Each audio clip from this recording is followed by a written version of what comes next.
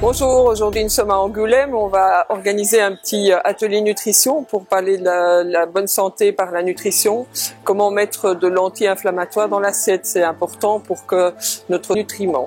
On va prendre des aliments qui sont riches en calories mais en calories. Là nous allons partir sur le marché, faire notre petit marché ensemble pour choisir des aliments frais, de saison et de région. Mais mettez-moi une bonne poignée d'épinards.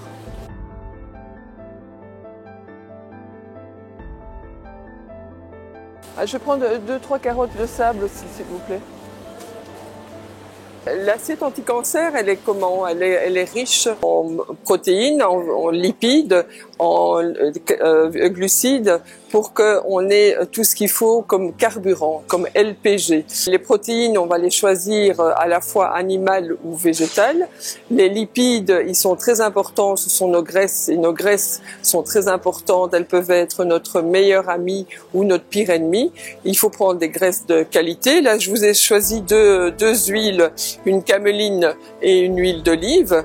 L'huile de cameline, c'est une huile qui est riche en oméga 3. L'oméga 3, il est indispensable pour faire de l'anti-inflammatoire dans notre assiette.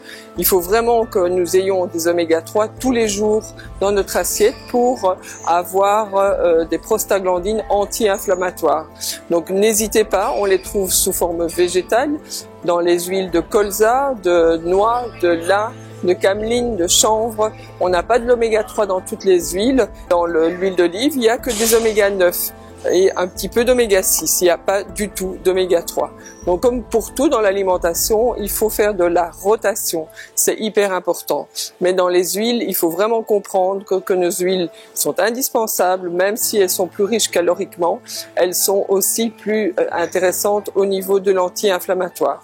Donc il ne faut pas les bannir, il faut les mettre de bonne qualité, il faut les utiliser crus, il faut aussi les conserver au frigo pour éviter de les oxyder. L'oxydation, dans l'air, il y a de l'oxygène, c'est très important de mettre les huiles au frigo à l'abri de la lumière et de la chaleur.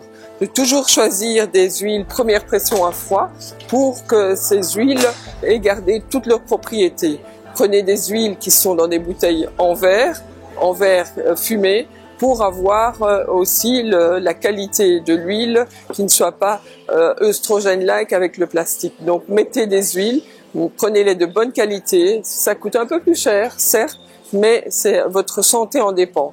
C'est vraiment indispensable. À l'heure actuelle, on en consomme beaucoup trop peu, et ce qui fait qu'on est toujours dans une assiette inflammatoire, à l'inverse de ce qu'il nous faut pour notre santé.